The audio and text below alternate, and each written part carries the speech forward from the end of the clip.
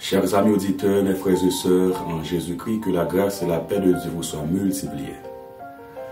Bienvenue à notre émission d'enseignement et de formation. Cette émission a été conçue pour vous enseigner, pour vous encourager, pour vous édifier et surtout de former des véritables disciples pour la croissance de l'Église de Jésus-Christ et pour l'avancement du royaume de Dieu. Donc, après avoir passé environ un mois à parler des attributs de Dieu, il est très important, frères et sœurs, d'aborder des sujets qui peuvent nous aider à entretenir une relation avec ce Dieu. Voilà pourquoi, à partir d'aujourd'hui, on va entamer des sujets qui peuvent nous encourager, qui peuvent nous aider à soigner notre relation avec notre Papa, avec notre Dieu. Le premier sujet que je voudrais vous entretenir ce soir, c'est l'intimité avec Dieu. L'intimité avec Dieu. C'est autour de ce sujet que j'aimerais vous entretenir. L'intimité avec Dieu.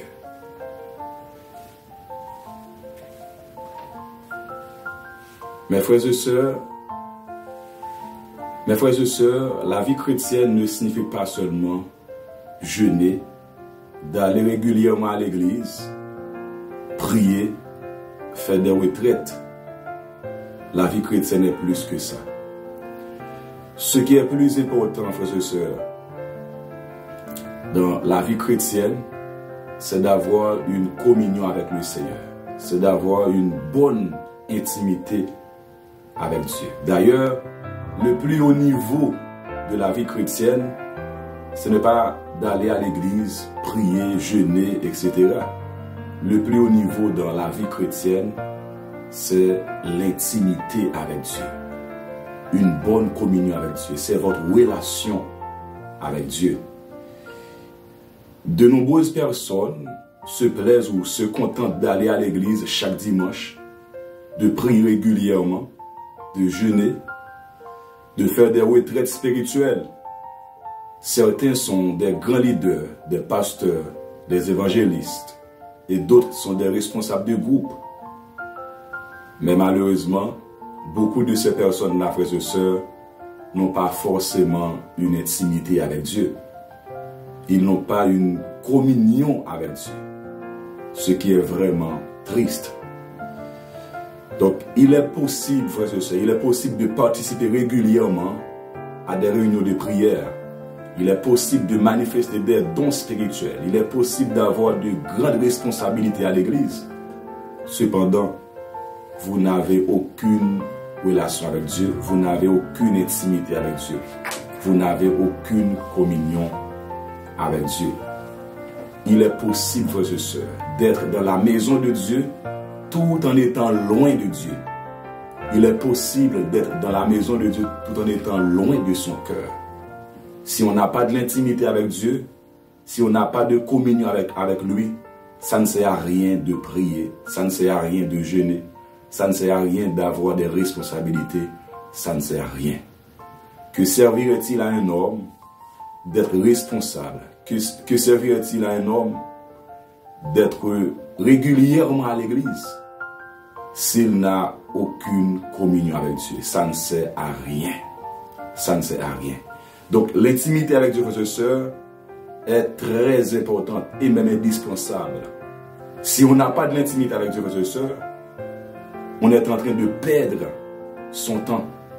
On est en train de perdre son temps. Si on n'a pas de communion avec Dieu, si on n'a pas de relation avec Dieu, si on n'a pas d'intimité avec Dieu, tout ce que l'on fait à l'église, prêcher, évangéliser, adorer, etc., on est en train de perdre son temps. Ce qui est plus important, ce qui est plus élevé, c'est d'avoir une bonne intimité avec Dieu. Maintenant, la question qu'on doit se poser, si nous sommes en train de parler de l'intimité avec Dieu, qu'est-ce que l'intimité avec Dieu? Qu'est-ce que cela sous-entend?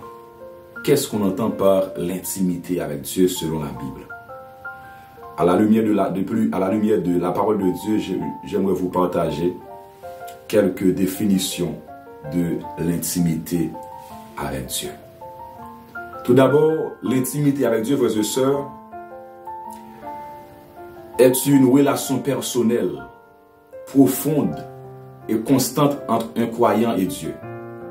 Est une relation personnelle, profonde et constante entre un croyant et Dieu. Ce n'est pas une simple religion ou pratique extérieure, par exemple. Ce n'est pas parce que vous êtes protestant, vous êtes catholique, etc. Témoin de Jéhovah, adventiste, musulman, etc. Ce n'est pas ça l'intimité avec Dieu. Non, frères et sœurs. Ce n'est pas une simple religion. Mais au contraire, l'intimité avec Dieu, c'est un cœur à cœur. C'est une communion réelle et vivante avec le Créateur.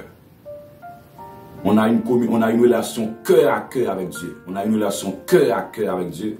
On a une communion réelle et vivante avec lui. C'est d'abord ça, l'intimité avec Dieu, frères et sœurs. L'intimité avec Dieu, on peut dire que c'est une relation de confiance, de communication, de transformation et d'amour mutuel. C'est là que le croyant découvre qui est Dieu vraiment et qui il est en Dieu. C'est une relation de confiance, de communication, de transformation et d'amour mutuel. C'est là que le croyant ou le chrétien découvre qui est Dieu vraiment et qui il est en Dieu. Donc,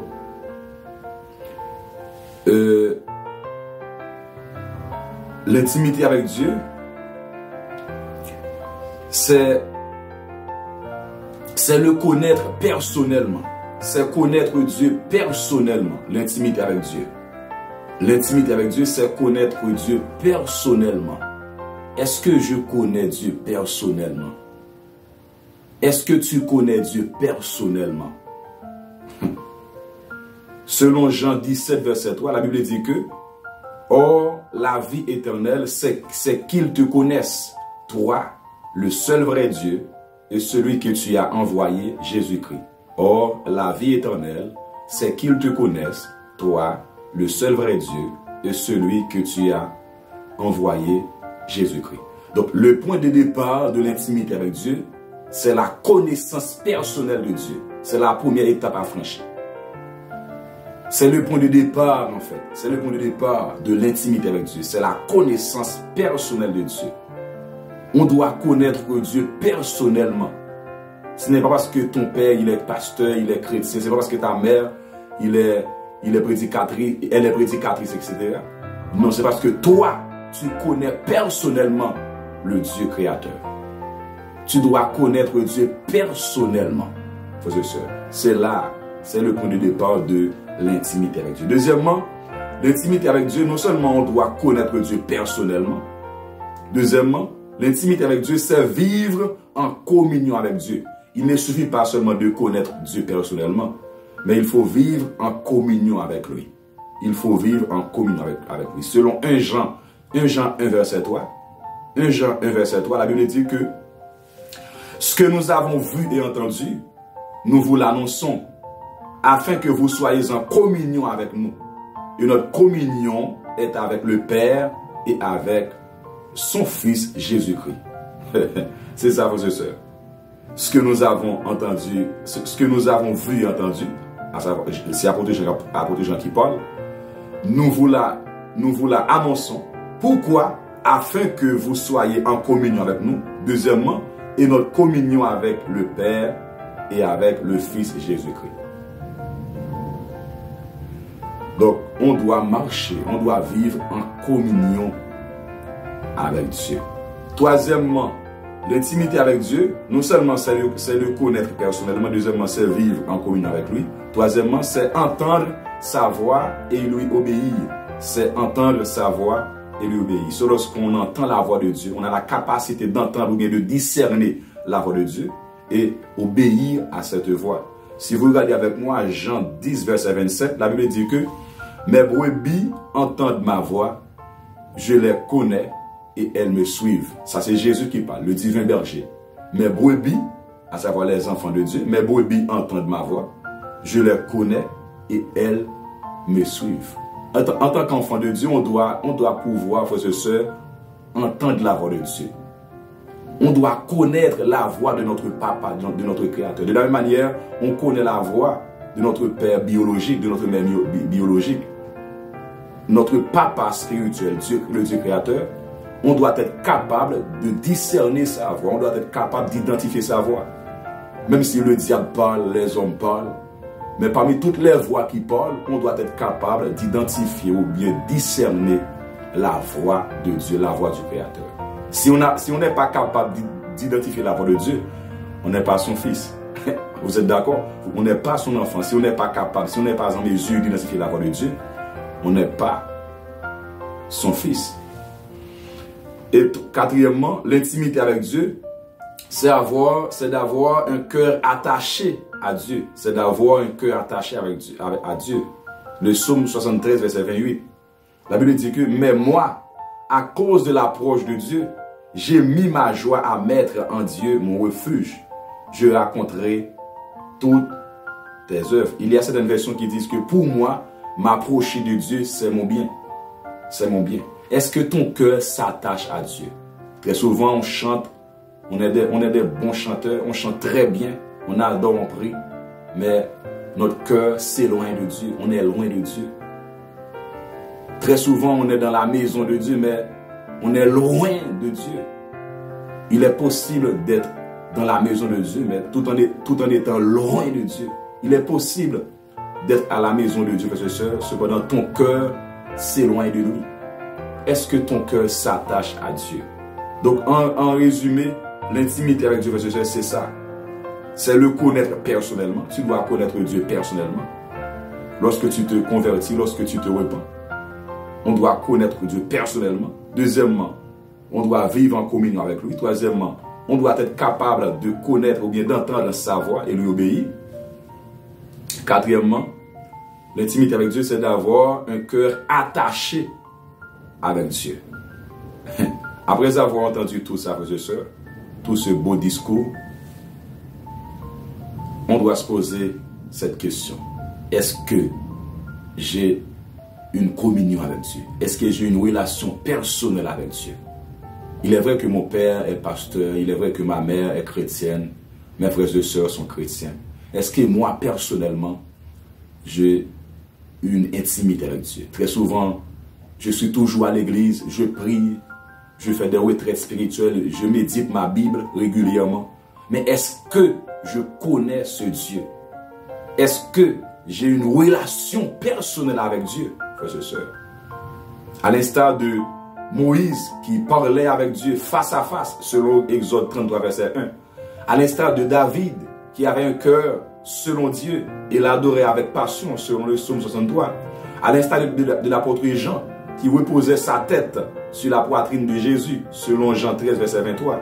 À l'instar d'Enoch qui marcha avec Dieu et fut enlevé sans mourir, selon Genèse 5, verset 24. Est-ce que nous avons de l'intimité avec Dieu? C'était des hommes de la même nature que nous.